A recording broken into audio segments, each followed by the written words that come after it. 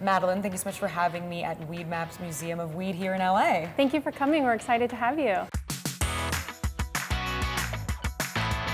The Museum of Weed essentially takes patrons through the history of cannabis, through the highs and lows.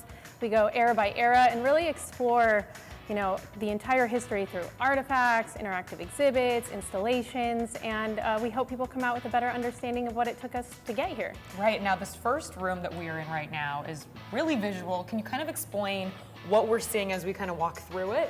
Sure, this is the Reefer Madness exhibit, or the Age of Madness, and it touches on the 1930s and the yellow journalism and propaganda that was so prevalent at this time.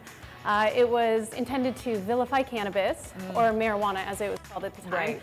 And you can see through some of this absurd propaganda what they were promoting. So this is the Counterculture Revolution exhibit, where we really take a look at the 1950s and 1960s, which was a time where people were really pushing back against strict cultural norms from previous eras and generations. Cannabis was kind of a thread that tied a lot of these activists together.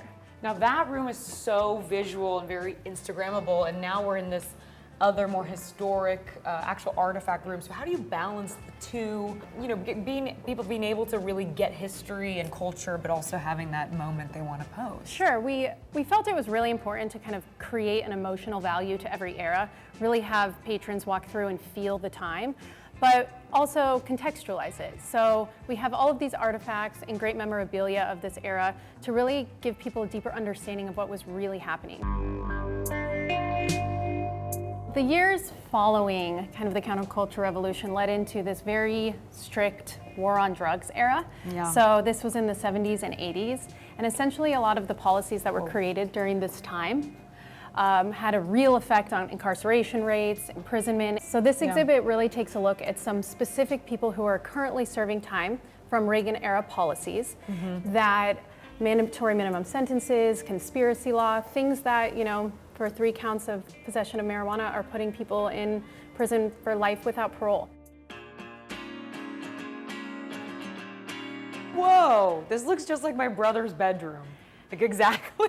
Yeah, this is a pretty nostalgic 90s exhibit that really takes a look at 90s pop culture and how the stoner archetype really came about during this time period. I think there's a lot of little nuances throughout the room that a lot of people have found very familiar from their childhood or teenage years. We saw it throughout the prior exhibits, going from counterculture and activism to then the war on drugs, now to this nostalgic pop culture room, and then we take another look at a little bit more serious of a topic. Let's do it.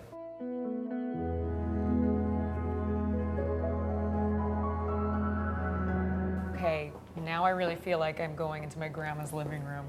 Yeah, this takes you back a little bit. Where we are right now is in the Cannabis Buyers Club, which is a recreation of the first dispensary in America in San Francisco. Its sole purpose was to provide medical cannabis to help essentially treat or mitigate some of the symptoms of HIV and AIDS. The same group of people that opened this dispensary were largely involved in writing the first policy initiative for medical marijuana in the United States, which was Prop 215, the Compassionate Use Act, that essentially legalized medical cannabis here in California.